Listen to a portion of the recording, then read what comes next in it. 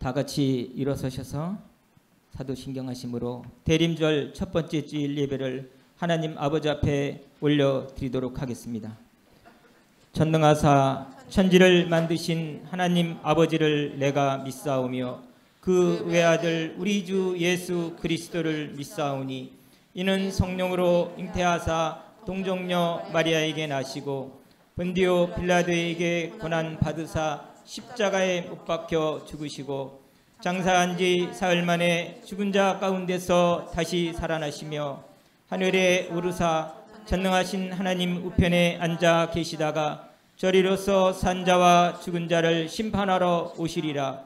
성령을 믿사오며 거룩한 공예와 성도가 서로 교통하는 것과 죄를 사하여 주시는 것과 몸이 다시 사는 것과 영원히 사는 것을 믿사옵나이다. 아멘. 찬송가 23장 부르시겠습니다.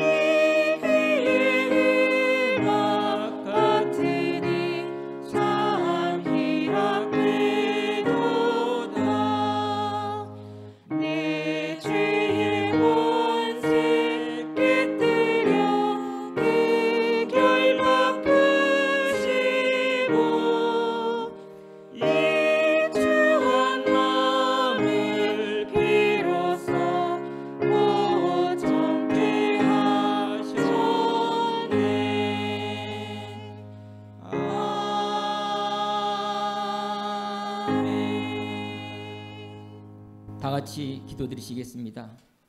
주님의 높고 위대하심을 찬양합니다. 대림절이 시작되는 첫 번째 주일 주님의 날로 지키도록 구별해 주심에 감사를 드립니다. 교회의 머리가 되시고 모든 지체들을 만족케 하시는 주님, 이 공간에 찾아와 주셔서 영과 진리로 드리는 예배를 기뻐 받아 주옵소서. 주님, 지난 한 주간 우리의 삶이 무늬만 그리스도인으로 살았음을 회개합니다. 하나님 앞에 죄송할 뿐입니다. 하나님 앞에서 살면서 감사하지 못하였고 하나님의 것에 대하여 거룩하게 여기지 못하였음을 용서하여 주옵소서. 시간과 살면서 사용했던 재물, 저희 자신도 여호와의 것이었음을 잊고 지냈음을 자복합니다. 보혈의 은혜로 깨끗하게 하시옵소서. 사랑의 하나님, 우리나라의 좋은 소식이 교회로부터 시작되기를 원합니다. 저희들의 가정과 직장, 이웃에서 의로운 삶, 빛과 소금의 삶을 살게 하옵소서. 교회 안에서부터 초가 녹아져 환하게 밝히고 소금이 되어 풀어져 말씀에 순종하게 하옵소서. 사랑의 하나님, 대광교회 담임 목사를 청빙하는 과정에 있습니다. 주님께서 친히 주관하여 주옵소서. 하나님의 마음으로 함께 울고 함께 즐거워하는 선한 목회자를 보내주시기를 간절히 원합니다. 이 일을 감당하는 모든 임원들에게 지혜를 허락하여 주옵소서. 이 시간 단위에 세우신 유성준 목사님, 성령 충만하게 하옵소서. 전하시는 말씀이 주님의 음성으로 듣게 하시고 저희들의 심령이 다시 한번 새로워지고 믿음으로 견고해지게 하옵소서. 시온 찬양대 하나님을 찬양합니다. 성령의 감동으로 찬양 드릴 때 영광이 넘쳐나기를 원합니다. 주님, 여러 지체들이 목사님 부재 속에서도 교회와 예배를 섬기기 위하여 맡겨진 역할로 합력하여 선을 이루게 하여 주셔서 감사를 드립니다. 부르심을 받은 저희들 예배의 진행을 돕고 교회를 위해 수고할 때 하나님 기뻐 받아 주옵소서. 새로운 한 주간을 향해 나가는 저희들, 우리의 시선이 주님께 향하고 주님 품에서 참 평안을 얻게 하옵소서. 오직 주님께 소망을 두고 찬양합니다. 예수 그리스도의 이름으로 기도드렸습니다. 아멘.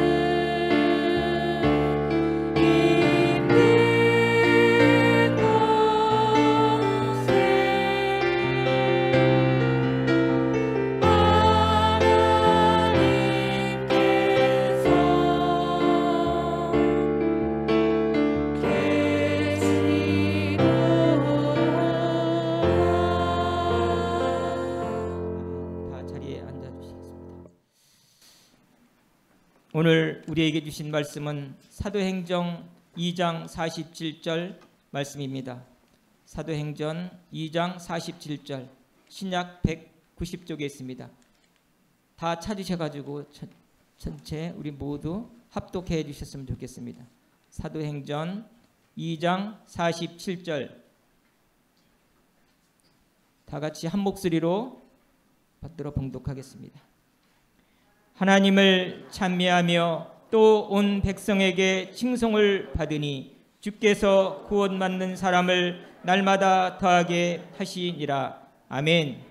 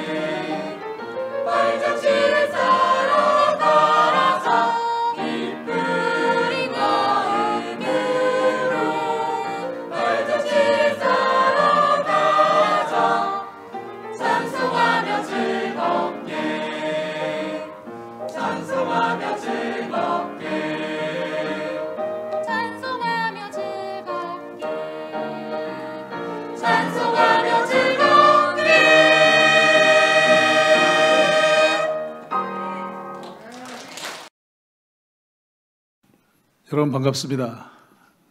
저는 협성대학교에서 교수로 정년을 했고 지금 감리교회 방송으로 한국 서번트 리더십 훈련을 섬기고 있는 유성준 목사입니다. 오늘 교회 와서 이렇게 같이 예배에 참여하고 아이들 둘이 앞에 앉아 있길래 쟤들이 왜 저기 앉아 있나, 엄마 따라왔나 그랬는데 특송자예요, 특송자. 저도 손자가 둘이 있는데 새로 깨달은 진리는 손자를 보는 것은 우주관이 바뀌는 그런 놀라운 경험이라고 하는 것을 매일매일의 삶을 통해서 그렇게 체험을 하고 있습니다. 이렇게 성가대에 또 이렇게 젊은 청년들이 많이 계신 것을 보고 뭐 연세 드신 청년도 계시지만 굉장히 마음 가운데 찬양을 드리면서 감동을 경험하게 되었습니다. 오늘 이렇게 거룩한 날 제가 교회 얘기도 좀 들었습니다마는 말씀을 통해서 교제하게 된 것을 큰 기쁨으로 생각을 하고 오늘 또 사도 바울이 에베소 교회를 축복할 때 바울이 정말 심혈을 기울여서 사역한 그 고장이 에베소잖아요. 3년씩 도라노소원을 세우고 거기에서 성경을 가르치고 소아시아 지역에 복음을 전파하는 그런 전진 기지가 되었는데 그 교회를 생각할 때마다 감사해요. 그래 내가 기도할 때마다 너희를 위해서 감사하며 기도를 하는데 간절히 축복하기는 예수 그리스도를 통한 하늘에 속한 신령한 복이 늘 너에게 넘치기를 바란다 이렇게 축복을 했는데 오늘 우리가 주일날 교회 나온 것은 그냥 세상 복 받으러 나온 게 아니잖아요.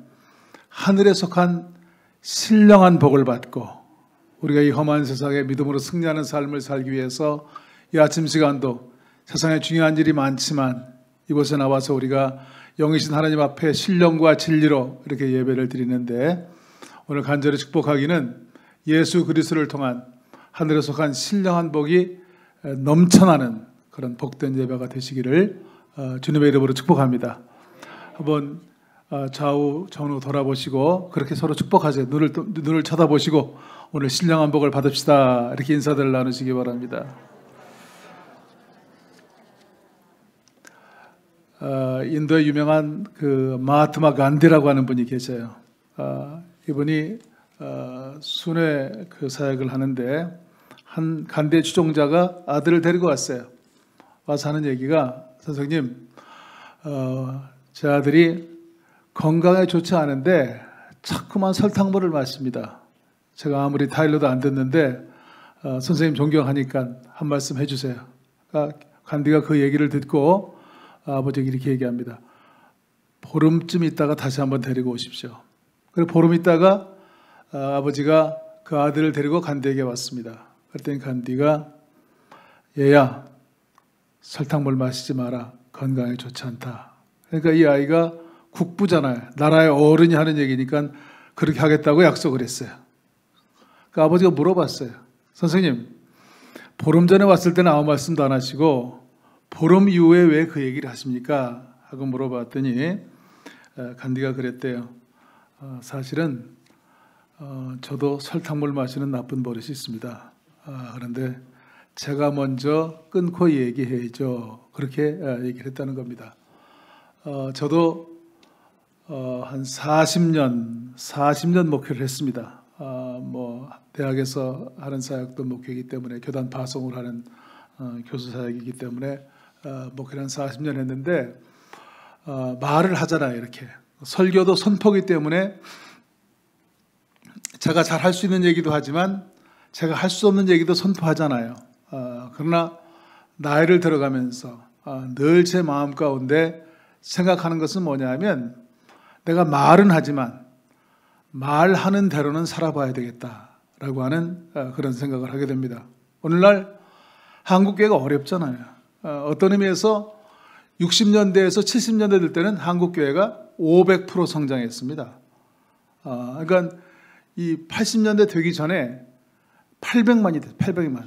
엄청난 그런 성장이거든요. 근데 90년대 들어오면서 교회가 점점점 정체되고 코로나를 지내면서는 이제는 교회를 전문적으로 이렇게 연구한 학자들에 의하면 500만 이하로도 떨어질 수 있다고 하는, 1000만 교인이라고 하던 한국 교회가 이제 500만 이하로도 떨어질 수 있는 그런 상황 가운데 있는 거예요.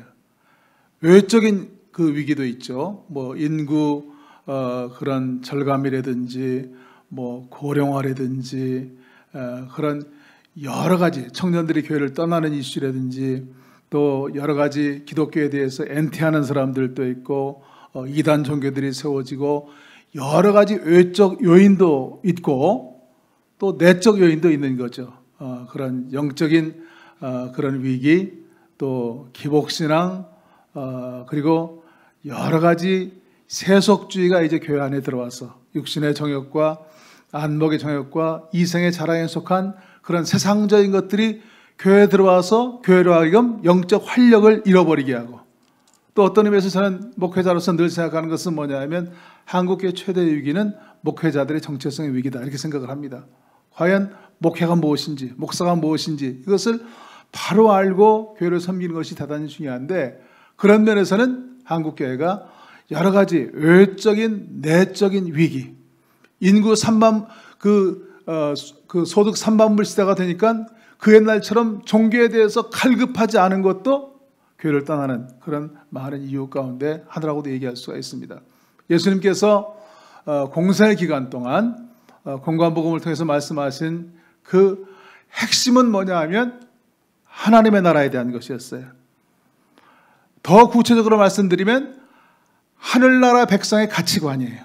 그러니까 우리가 성경을 공관복음, 마태복음, 마가복음, 누가복음, 요한복음 이 예수님의 그 일생을 다루고 있는 그 말씀을 한번 자세히 읽어보시면 세상 사람들이 사는 그 가치관하고 예수님이 말씀하시는 그 가치관은 같아요, 틀려요? 완전히 달라요. 산상수를 읽어보세요. 산상수는 마태복음 5장, 6장, 7장만 읽어봐도 세상 사람들이 사는 거하고 예수 믿는 사람들이 사는 거는 천지차이로 다른 그런 인생관을 가지고 살아야 되는 거예요. 그런데 오늘날 교회를 보면 세상 사람들이나 교회 다니는 사람들이나 다른 것이 별로 없어요. 저만 그렇게 생각하나요? 교회는 다니지만 세상 사람들이 가지고 사는 그런 가치관을 가지고 산단 말이에요. 예수님께서는 하늘나라 백성의 가치관에 대해서 일생 동안 말씀하셨어요. 그리고 말씀만 하신 것이 아니고 하늘나라 백성은 이렇게 살아야 된다라고 하는 것을 몸으로 보여주신 것이 뭐냐면 십자가와 부활 사건이에요. 그렇죠? 정말 어떤 의미에서 교회까지도 세상 문화에 중독되어 있는 이런 시대에 우리가 주님의 그 뜻에 초점을 맞추고, 그러니까 종교 개혁자들이 개혁을 하면서 늘 붙잡고 기도했던 말씀이 뭐냐면 산상수훈 말씀, 그리고 오늘 우리가 읽었던 사도행전 2장, 4장, 11장, 13장 집에 가서 한번 읽어보세요. 산상수훈, 사도행전 2장, 4장, 11장, 13장 읽어보시면 교회가 뭐냐, 오늘 제목을 제가 하나님이 기뻐하시는 교회가 되려면 그랬잖아요. 하나님이 기뻐하시는 교회가 되려면 간단하죠. 사실은 성경에 말씀하고 있는 그 참된 교회에 대한, 교회가 뭐냐라고 하는 것을 우리가 깨닫고 그대로 하면 바른 교회가 되는 것이고, 그대로 못하면 바른 교회가 될 수 없는 것이죠. 오늘 말씀을 듣는 가운데 이 진리가 깨달아지는 저와 여러분이 되시기를 주님의 이름으로 축복합니다. 특별히 이번 절기가 오늘부터 이제 그 주일 4번 4주간을 대강절 또는 대림절이라고 그렇게 기독교 절기가 지키고 있습니다. 그리고 그 다음 주일이 이제 성탄절이죠. 성탄절을 준비하는, 그러니까 대림절이라고 하는 말은 영어로는 Advent라고 얘기하는데 Waiting for the Lord, 주님이 다시 오시잖아요. 그 오실 주님을 준비하는 기간이 되자, 이렇게 전통적으로 교회가 지키는 그런 절기인데, 우리가 요한복음 3장 16절에도 말씀하고 있습니다마는 하나님이 세상을 이처럼 사랑하사 독생자 주셨으니 이런 저를 믿는 자마다 멸망치 않고 영생을 얻게 하려 함이라. 하나님의 아들이 우리를 구속하기 위해서 이 땅에 오셨잖아요.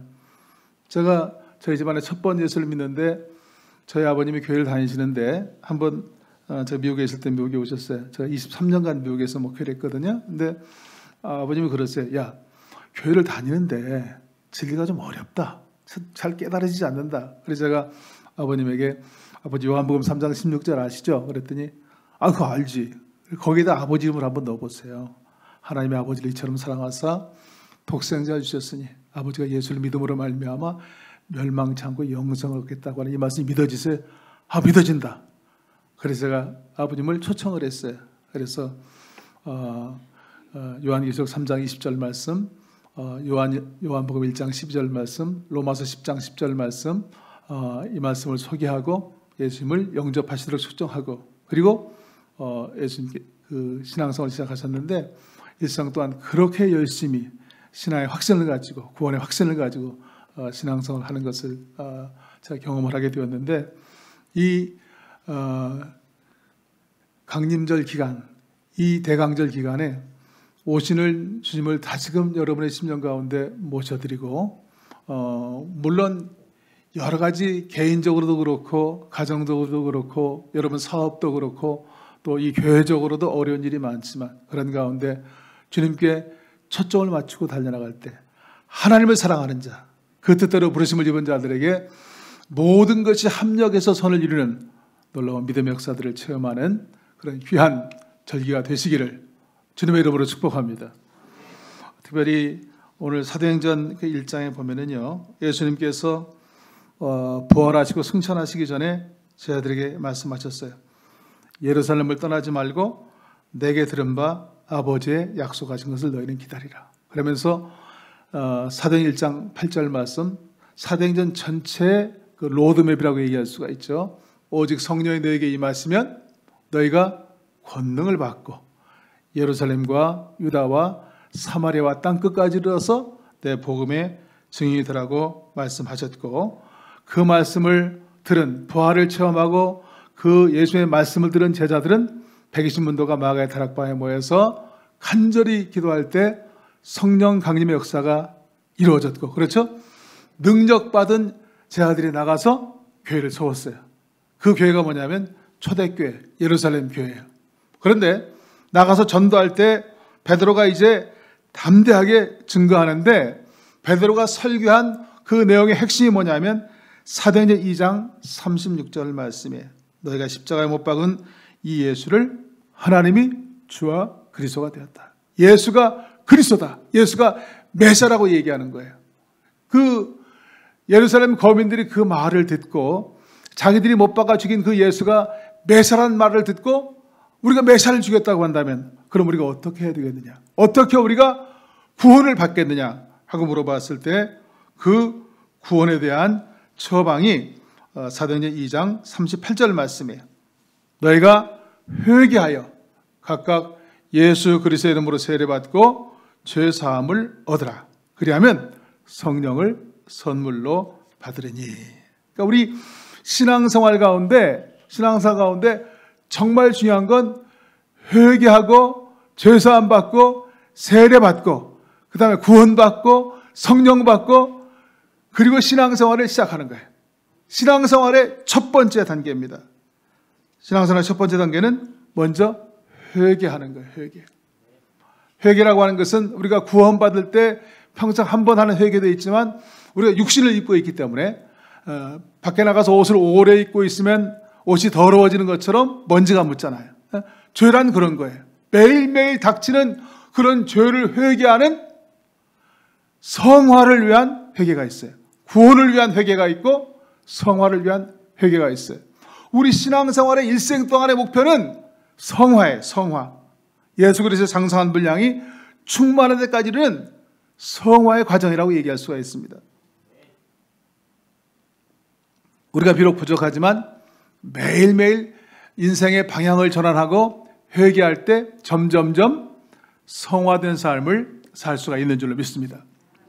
회개를 방향 전환이라고 얘기했는데, 이 말은 뭐냐면 내 뜻대로 인생을 살지만 말씀을 통해서, 기도를 통해서 깨달을 때마다 하나님의 뜻에 내 뜻을 맞추며 살아나가는 것, 이것이 성화의 첫 병이라고 하는 것을 깨달을 수가 있어요. 누구든지 회개하고 세례받고 죄사함 받게 되면 성령의 선물을 받게 돼요. 성령이 감동하시고 성령이 내주하시고 성령이 충만케 하셔서 우리가 이 험한 세상을 살지만 믿음으로 승리할 수 있는 힘을 우리가 우리 신앙생활을 통해서 얻을 수가 있는 줄로 믿습니다. 이건 대단히 중요해요. 우리가 신앙생활을 하면서 믿음으로 구원받았다 또는 중생했다, 거듭났다 그런 말 많이 듣죠.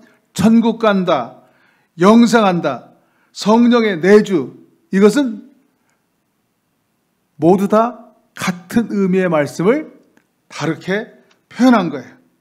구체적인 그런 변화가 삶에 나타나고 그러면서 점점점 우리가 영적으로 고향된 삶을 사는 거예요. 만약에 우리에게 그런 증거가 나타나지 않았다고 한다면 우리가 받은 구원을 다시금 점검해보고 그리고 회개하는 것이 대단히 필요합니다.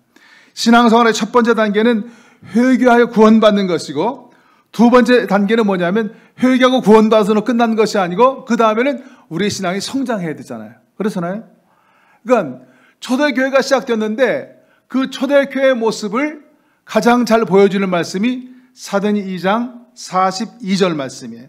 거기에 보면 초대교회는 사도의 가르침을 받아 서로 교제하며 떡을 떼며 기도하기를 전혀 힘쓰는 그런 공동체였어요. 이 말을 한번 비주얼라이즈해서 영상을 보는 것처럼 그 초대교회 안을 한번 들여다보세요. 초대교회는 뭐 하는 교회라고요? 사도, 요즘 말하는 목회자죠. 사도의 가르침을 열심히 배우는 그런 교회였어요. 그 다음에 또 뭐냐면 서로 교제하는, 열심히 서로 사랑하고 교제하는 그런 공동체였어요. 그리고 세 번째는 열심히 떡을 떼고 성찬식도 있고 애찬식도 있고 가정에서도 모이고 이건 예배를 얘기할 수가 있어요. 열심히 예배드리는 그런 교회였고 그 다음에 네 번째는 기도하기를 전혀 힘쓰는 그런 공동체였어요. 그러니까 오늘날도 우리 교회가 하나님이 기뻐하시는 교회가 되려고 한다면 이 네 가지를 잘하면 좋은 교회인 거죠. 그렇잖아요. 네. 여러분 대광교회가 그런 교회로 세워지시기를 주님의 이름으로 축복합니다. 첫 번째로 초대교회는 사도의 가르침을 받는 그런 교회였는데 사도는 요즘 말하는 목회자라고 말씀드렸죠. 에베소 4장 11절 12절 말씀 거기에 보면 에베소 4장은 소위 그 직임의 은사에 대한 그런 말씀인데 목사라고 하는 말이 성경에 딱 한 번 나오는 말씀이 에베소 4장 11절 말씀이에요. 거기에 보면 그가 어떤 사람은 사도로 어떤 사람은 선지자로 어떤 사람은 복음 전하는 자로 어떤 사람은 목사와 교사로 삼으셨으니. 그런데 성경 원어에 보니까 목사와 교사는 한 단어예요. 한 단어. 목사는 교사예요. 가르치는 사람이에요. 구약 성경에 보면 구약 성경에는 목자라고 하는 말이 나옵니다. 목자는 양치는 자예요. 여호수아나 다윗 같은 사람은 좋은 목자예요. 그런데 에스겔이 바벨론의 포로로 잡혀가서 그발강가에서 그렇게 포로민 신사가 되어서 5년 동안 간절히 기도하는 가운데 하늘문이 열렸어요. 그리고 마지막 때 그 되어질 일들을 보여주고 마지막 때 목자들의 모습을 보여주는데 에스겔 34장 말씀 거기에 보니까 에스겔 34장 1절로 6절 말씀에 그 싹군 목자, 잘못된 목자에 대해서 얘기하는데 에스겔이 말하는 핵심은 뭐냐면 자기만 먹는 목자라고 그랬어요. 그러니까 자기 입장만 생각하고 자기 이익만 챙기는 그런 목자라고 얘기해요. 그러면서 에스겔 34장 23절 말씀에 내가 다시 한 목자를 다윗의 줄기를 통해서 내겠다고 얘기했어요. 그가 누구예요? 예수님이죠. 예수님. 공생의 기간 동안 예수님의 마음, 예수님의 심장을 보여주는 그 말씀이 뭐냐면 마태복음 9장 36절 말씀이에요. 예수님께서 갈릴리 지역을 다니시면서 전국 복음을 전파하시고 회당에서 가르치시고 각색 병든 자를 고쳐주시고 수없이 많이 따르는 무리들을 마태복음 9장 36절 말씀 거기에 보니까 불쌍히 여기시다. 불쌍히 여기시다. 여기서 불쌍히 여긴다고 하는 것은 단순히 불쌍해서 도와주고 병 고쳐주고 한 것이 아니고 이 불쌍히 여기다고 하는 말의 어원이 compassion이에요. compassion이라는 말의 어원은 뭐냐면 struggle together, 함께 고통하다고 하는 말이에요. 정말 그 시대에 가장 어려운 사람들이, 소외된 사람들이 예수님께 나왔잖아요. 그들을 불쌍히 여겼다고 하는 말은 예수의 마음, 예수의 심장은 뭐냐면 그들의 고통을 내 고통처럼 여기면서 그들을 도와주고 그들을 세워줄 때 놀라운 기적의 역사가 나타나고 하나님의 나라가 이 땅에 편만하게 이루어지는 그런 놀라운 역사를 이루게 되었다고 하는 말로 바꿔서 얘기할 수가 있어요. 그 목자의 사명이 뭐냐?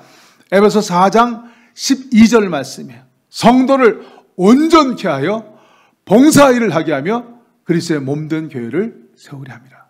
그러니까 목자는 성도를 온전케 하는 것, 소위 영어로 말하면 equipping the saint, 성도를 성도 될 수 있도록 훈련시키고 세우는 것이 목회자의 사명이에요.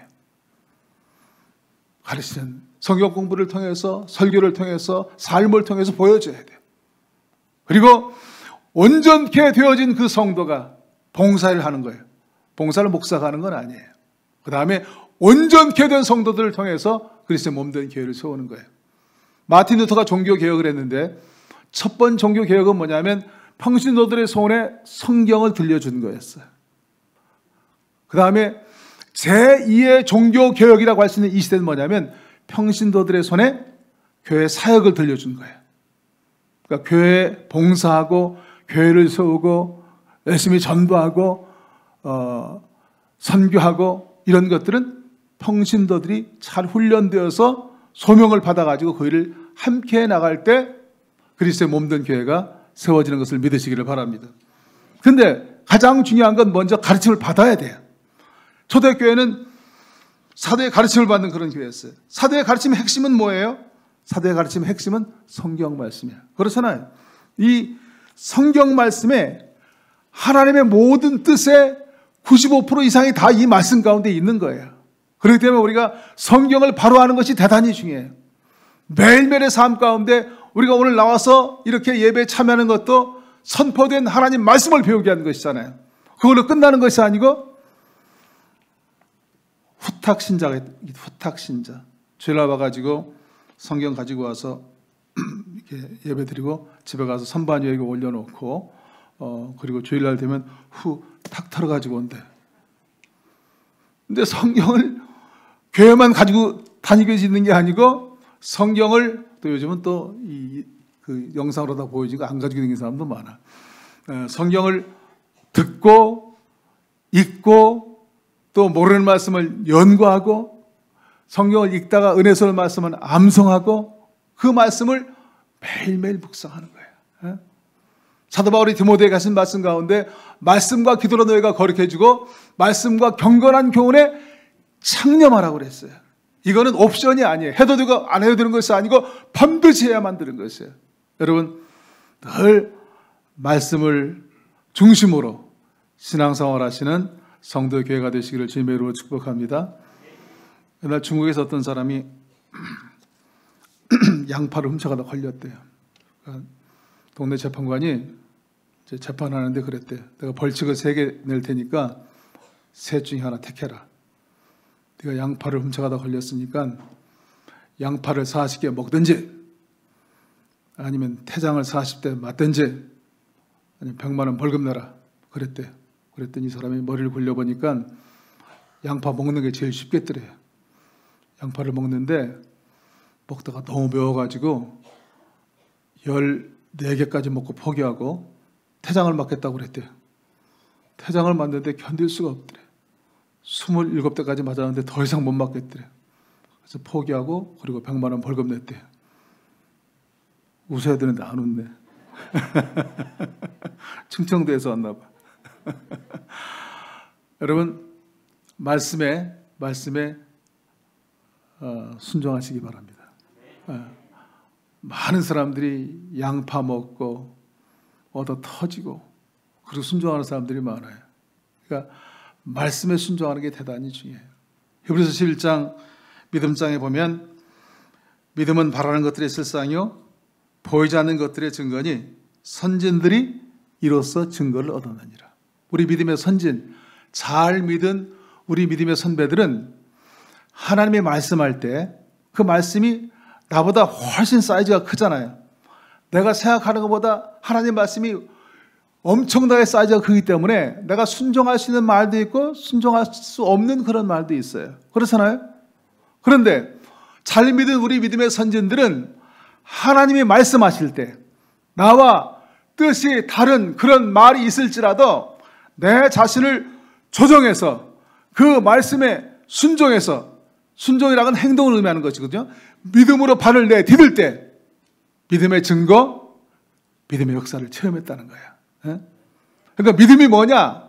믿음은 하나님 말씀이 임할 때 내 자신을 조정해서 그 말씀에 순종하는 것이 믿음이에요. 앞으로 여러분의 삶이 그런 삶이 될 수 있기를 주님의 이름으로 축복을 드립니다.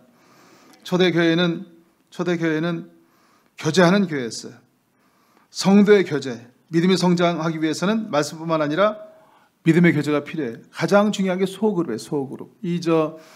코로나 시기를 지나면서 목회 데이터 연구소에서 나온 그 통계에 보니까 소그룹, 우리를 말하면 속회잖아요. 속회나 이 소그룹을 잘하는 그런 교회들은 교인 숫자나 재정이나 전혀 영향을 받지 않았대요. 왜냐하면 그런 교회 공동체성이 분명하기 때문에 교회가 어떤 상황 가운데서 흔들리지 않냐고 본질을 지켜나가는 그런 교회가 됐다고 하는 얘기 들었습니다. 코로나19 이후에 교회의 이제 지형이 많이 바뀌게 되는데 코로나 시기에 가장 그 핵심적인 화두가 뭐냐면 비대면, 그 다음에 또 한 가지 뭐냐면 새로운 기준, 새로운 가치, 이 두 가지가 굉장히 중요한 화두거든요. 이제는 교회가 옛날에는 모든 걸 다 책임졌잖아요. 교회학교 교육도 그냥 교회가 다 책임졌잖아요. 교회다 맡기면 교회가 다 해줬잖아요. 이제 그런 시대가 아니에요. 이제는 대면하는 것뿐만이 아니고 비대면을 위한 준비가 꼭 필요한 그런 시대가 되었고, 그 다음에 영성도 교회에서 집단적으로 하는 영성, 모여서 함께 기도하고 함께 나누는 그런 영성도 중요하지만 저희 그 부부 같은 경우는 이 코로나를 지내면서 어떻게 우리 영성생활 좀 잘해볼까라고 하는 것을 생각하다가 그 아침에는 우리가 매일 성경으로 큐티를 하고 저녁에는 그걸 가지고 가정 예배를 드리고 또 낮 시간에는 성경을 필사도 하고 10장씩 읽어요. 성경을 10장씩 읽으면 세 달이면 성경을 한 번 읽어요. 그러니까 하루에 3장 읽으면 1년이면 한 번 읽을 수가 있어요. 근데 많은 사람들이 교회를 다니지만 그냥 교회 와서 설교 듣고 예배는 드리지만 평생 가야 설교 한 번도 안 읽고 교회 다니는 사람도 여기 말고 딴 동네 가면 굉장히 많아요. 전 그것도 기적이라고 생각해요. 하나님이 자기 자신을 가장 잘 계시하시는 것이 바로 이 성경 말씀인데 여기에 무슨 불광동 어디 가서 무슨 장사를 하는 얘기는 안 나오지만 여기 하나님의 모든 뜻이 다 담겨져 있다고 한다면 우리가 성경 말씀을 모르고 어떻게 신앙생활을 할 수 있겠어요? 그렇잖아요. 그러니까 코로나 기간 동안 저희가 3번 신구약을 읽었어요. 그러니까 매일 30분씩만 투자하면 얼마든지 그렇게 할 수가 있거든요. 그러니까 우리가 영성이 소위 그 spiritual formation, 영성이 새롭게 체계화돼야 돼요. 집단적인 영성이 아니고 어떻게 하면 개인적인 영성을 할 수가 있을까? 개인적으로도 기도하고 젊은 사람은 영성일기도 쓰고 성경도 읽는 그런 포맷도 만들고 그러면서 영적으로 새로워지는 기회가 되어야 되고 무엇보다 소그룹 사역이에요. 소그룹이 속회배로 모여가지고 속회 공과에 있고 밥 먹고 헤어지는 모임이 아니고 무엇보다 중요한 것은 뭐냐면 모이면 서로 삶을 나누는 거예요. 성경 공부도 하지만 지난 한 주간 동안 일어났던 일들을 서로 나누고 그 다음에 기도할 거 서로 기도해주고 서로 돌보고 그리고 서로 세워주고 어려운 일이 있으면 구체로 도와주고 그리고 같이 힘을 모아서 교회 안에 일이든 동네 일이든 선교든 같이 사역도 함께 하는 거예요. 소그룹이 바로 세워지면 교회가 든든한 어떤 상황이 와도 흔들리지 않는 그런 좋은 교회로 세워질 수 있다고 하는 것이 이 코로나를 지내면서 우리에게 주는 중요한 교훈이에요. 그 다음 중요한 것은 새로운 기준, 새로운 가치, 뉴 노멀이라고 그러잖아요. 뉴 노멀이라고 하는 것은 뭐냐면 이제는 교회가 아무리 교회 안에 좋은 프로그램을 만들어 놓고 사람들 오라고 해도 안 오는 그런 시대예요. 이제는 교회가 밖으로 나가야 돼요. 교회 담을 넘어서 동네로 나가야 돼요. 그래서 정말 동네에 중풍병 걸린 사람처럼 정말 어려움 당하는 그런 일들이 혹시 있는지 동사무소 가면 얼마든지 알 수가 있어요. 그런 일들에 교회가 동참하고 동네에서도 칭찬하고 저런 교회라면 내가 나가봐야 되겠다라고 하는 그런 칭찬 들을 수 있는 교회가 되면 오지 말라고 해도 와요. 그러나 아무리 전도해서 오라고 해도 안 오는 시대거든요. 옛날에는 교회 세우고 그냥 전도하면 다 교회 왔어요. 그러나 이제는 삶을 통해서 다른 사람들에게 감동을 주지 않으면 설득력이 없는 그런 시대가 됐어요. 그렇기 때문에 교회가 교회되기 위해서는 그러한 포맷을 바로 만드는 새로운 가치, 이 새로운 기준이 필요한 그런 시대가 되었다고 하는 것을 깨달을 수가 있어요. 세 번째로 초대교회는 떡을 떼는 교회에서 떡을 뗐다고 하는 건 성찬식, 애찬식을 얘기하지만 중요한 것은 예배를 가리키는 말이에요. 예배. 우리가 오늘 또 말씀하셨습니다마는 하나님은 영이시니 예배하는 자가 신령과 진리로 예배할지라 그랬잖아요. 여러분 예배 하나님이 영이라고 하는 말이 왜 중요해요? 한번 생각해 보시기 바랍니다. 왜 하나님은 영이시니 예배하는 자가 신령과 진리로 예배할지니라. 우리가 늘 하는 얘기 있잖아요. 근데 왜 예배 하나님이 영이라고 하는 말이 중요한가? 이 말은 뭐냐면 하나님은 영적인 분이기 때문에 우리의 예배가 영적인 예배가 돼야 흠명하실 수가 있어요. 그러니까 우리 예배가 혼적인 예배라든지 우리의 예배가 육적인 예배가 되면 하나님은 영이신 분이기 때문에 그 예배를 받아들일 수가 없어요. 그렇잖아요. 그러니까 습관적인 예배, 준비되지 않은 그 예배를 하나님은 원치 않으세요. 아유, 주일날은 또 왜 이렇게 빨리 와? 그러니까 되게 오래 습관적으로 교회 다니시는 분들이 은혜 받기가 쉽지가 않아요. 그렇잖아요. 정말 은혜 받고 처음 교회 나온 초신자처럼 그런 기대하는 마음, 감동하는 마음, 그렇잖아요. 그런 마음을 가지고 나와서 예배할 때 하나님이 그 예배를 흠양하시고 기뻐하는 것을 믿으시기를 바랍니다. 대단히 중요한 거예요.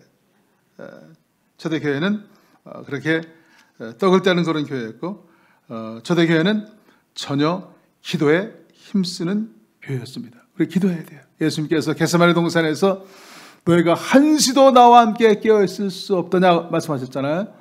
새로 번역된 성경에는 너희가 한 시간도 나와 함께 깨어있을 수 없더냐. 시험에 들지 않게 깨어있어 기도하라. 시험에 들지 않으면 우리가 영적으로 깨어있어야 되고 깨어있으려면 기도해야 되는데 우리가 적어도 하루에 1시간은 졸더라도 기도 시간을 어떤 식으로라도 준비하고 기도할 수 있는 그런 교회 성도가 될 수 있기를 주님의 이름으로 축복합니다. 마지막으로 초대교회가 주는 신앙생활의 마지막 가장 중요한 거 오늘 성경 본문 말씀이죠. 초대교회인들이 하나님을 찬미하며 백성들에게 칭찬을 받으니 구원받은 사람의 숫자가 날마다 더하게 되었다고 그랬어요. 이거는 다른 말로 표현하면 재생산의 단계예요.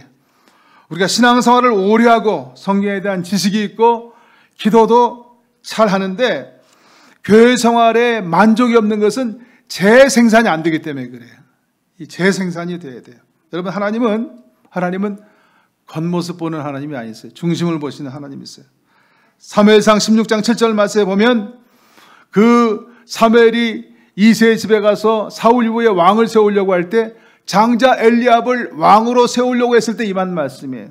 사람은 외모를 보거니와 나 여호와는 뭘 보신다고요? 중심을 보느니라. 교회도 하나님은 그 교회가 얼마나 건물이 아름답냐, 그 교회가 얼마나 사람이 많이 모이냐, 그 교회가 얼마나 재정이 많으냐 이걸 보는 게 아니에요.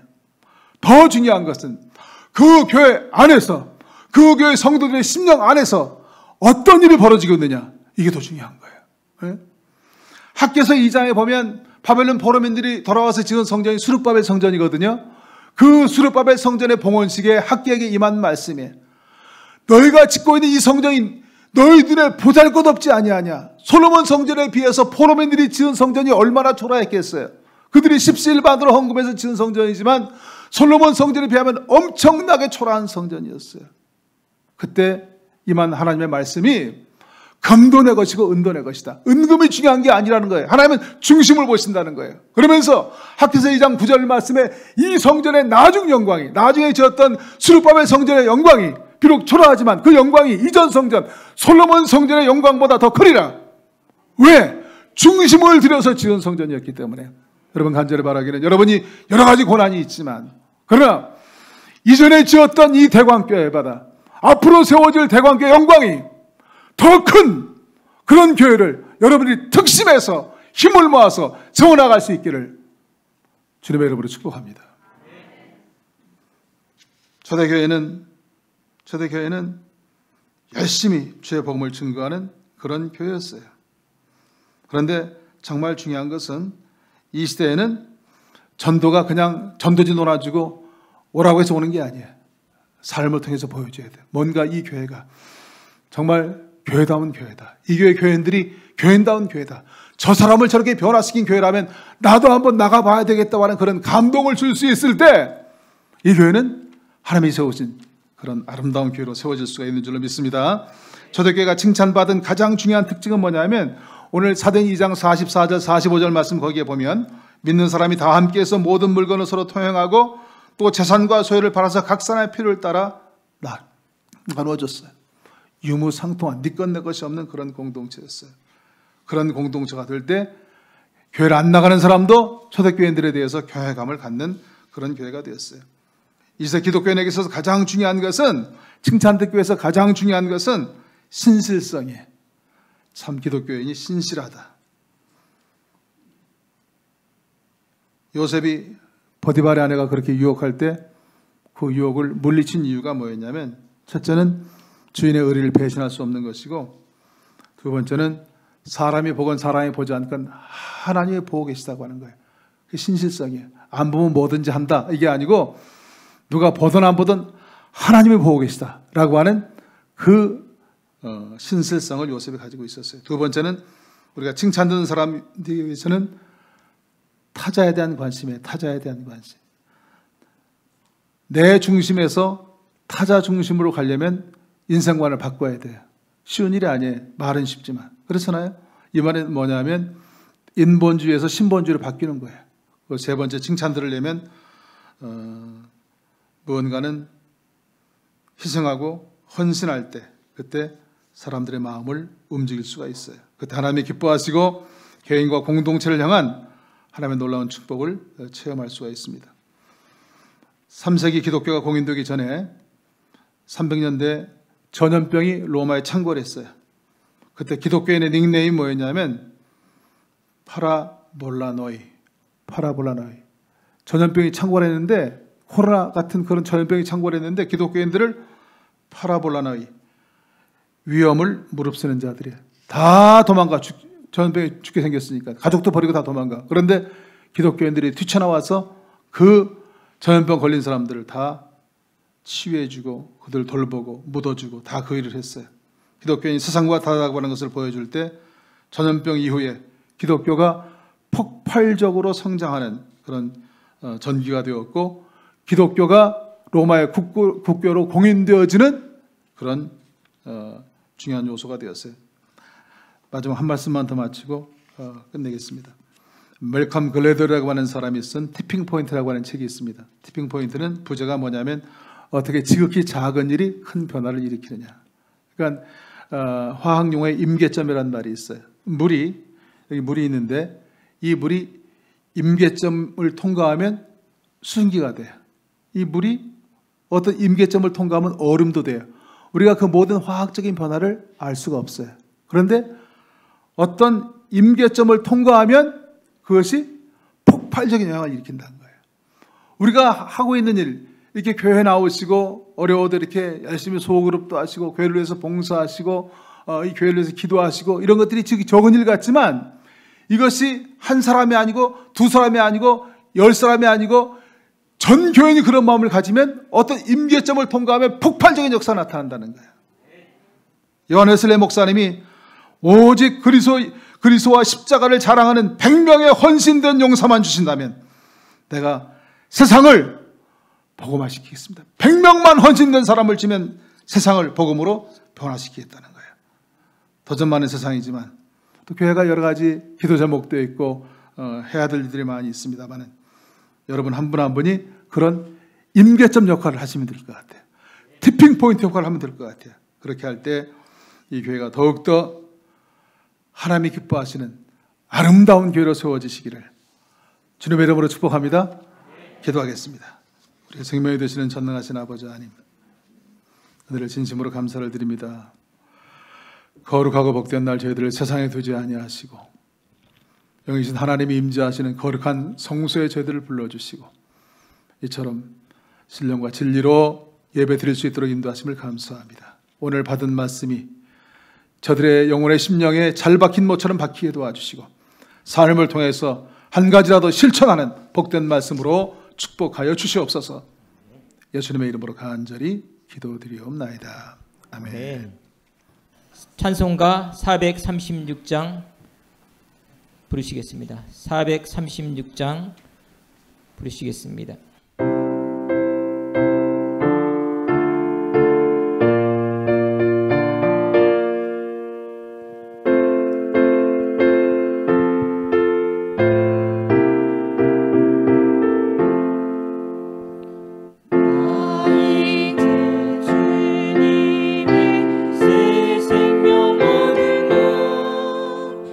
옛 것은 지나고 세상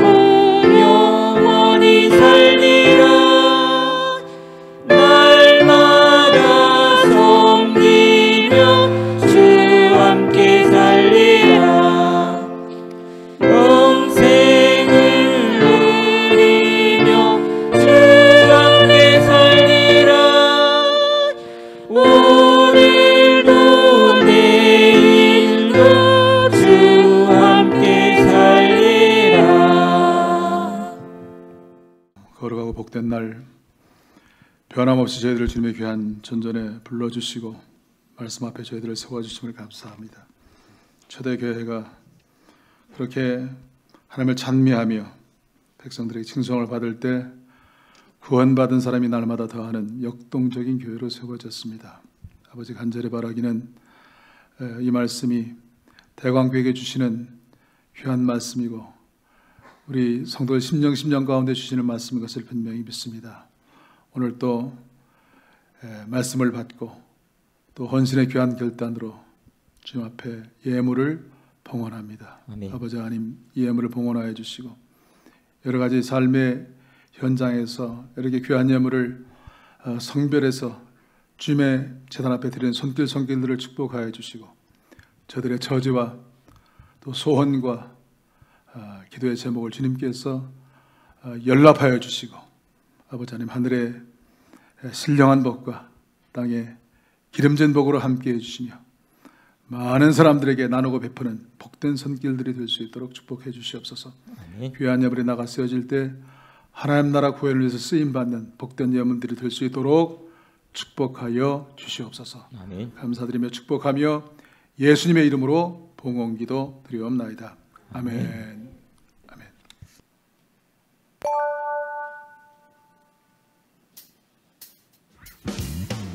하나님의 눈길이 머문 행복한 대강교회 2022년 11월 마지막 주일 예배에 참여하신 모든 성도님들과 새가족 여러분들을 주님의 크신 사랑으로 환영하며 축복합니다. 첫 번째 소식입니다. 오늘 주일 예배는 이성준 목사님께서 말씀을 전해주셨습니다. 은혜로운 말씀에 감사를 드립니다.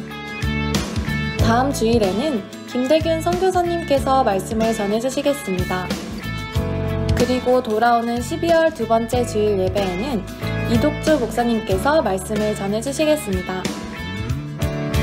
두 번째 소식입니다. 12월의 시작을 주님께 드리는 12월 월상 예배는 진민규 전도사님께서 말씀을 전해주시겠습니다. 많은 성도님들께서 참석하셔서 담임 목사님 청빙 결정에 기도로 동참해주세요. 세 번째 소식입니다. 다음 주일 대예배 후에는 임시위원회 및 청빙위원회 2차 모임이 4층 식당에서 진행됩니다. 해당하시는 분들의 많은 참여를 부탁드립니다. 이번 모임을 통하여 대강의 앞날에 밝은 빛이 가득할 수 있기를 소망합니다. 네 번째 소식입니다. 12월 3일 오후 4시 진광교회에서 개최하는 은평동지방 찬양제를 위한 성가대 연습이 오늘 대예배 후 2층 대예배실에서 진행됩니다. 알파, 오메가, 보아스, 청년부 찬양단을 비롯한 성도 여러분의 적극적인 참여를 부탁드립니다. 다섯 번째 소식입니다. 지난 1년 동안 각 기관별로 헌신해주신 임원분들에게 깊은 감사를 드립니다. 아울러 2023년을 이끌어가실 임원분들을 각 기관별로 선출해주세요. 대강을 이끌어가실 임원분들의 귀한 헌신을 통해 다가오는 2023년이 부흥의 해가 될 수 있기를 소망합니다. 여섯 번째 소식입니다. 지난 한 달간 설교와 방송실 사역으로 헌신해주신 두 분의 전도사님께서 오늘부터 아동부와 유치부 사역을 다시 시작하십니다. 우리의 다음 세대가 더욱 풍성한 열매를 얻을 수 있도록 성도 여러분들의 기도를 부탁드립니다. 일곱 번째 소식입니다. 방송실 사역을 위해 헌신하시는 전현치 집사님과 주일마다 성도 여러분들에게 교회 소식을 전해주시는 김범서 자매의 헌신에 깊은 감사를 드립니다.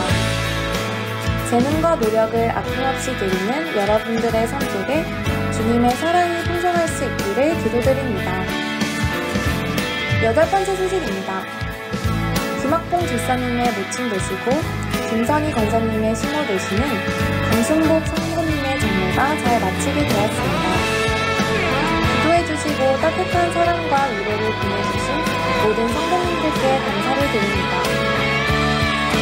그리고 권사님의 가정에서 기도와 위로해주신 성도님들께 감사하여 오늘 귀한 떡을 섬겨주셨습니다. 모든 유가족분들의 따뜻한 사랑에 감사드리며 주님의 깊으신 위로와 사랑이 여러분들과 함께 하시기를 기도드립니다. 시작되는 이번 한 주간의 삶 속에서도 주님께서 내어주시는 아름다운 사랑 안에서 여러분 모두 행복한 한 주간 되시길 소망합니다. 여러분 모두를 사랑합니다. 감사합니다. 우리 모든 옆에 분들과 서로를 격려하며 힘차게 박수로 또 환영하겠습니다. 다 같이 박수하시겠습니다.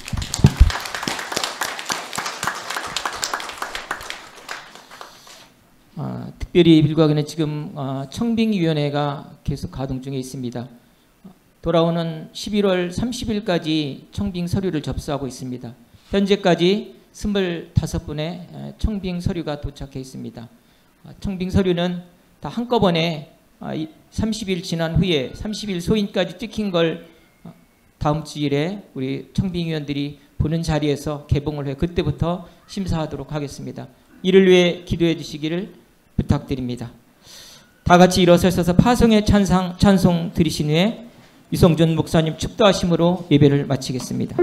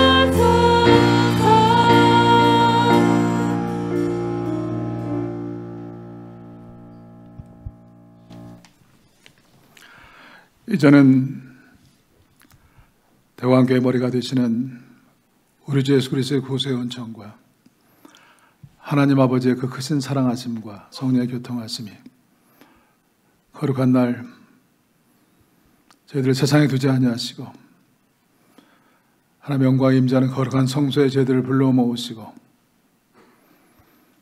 심령으로 찬양하게 하시고 생명의 말씀을 받게 하시고 대광교회가 진정 하나님의 기뻐하시는 교회로 세워지기를 심령으로 그렇게 결단하고 헌신하기로 결단하고 이제 세상을 향해 나가는 귀한 권속들 한 분 한 분 저들의 가정과 저들의 생업 위에 그리고 대광교회 미래 비전 위에 지금부터 영원까지 함께 하시기를 간절히 축원하옵나이다.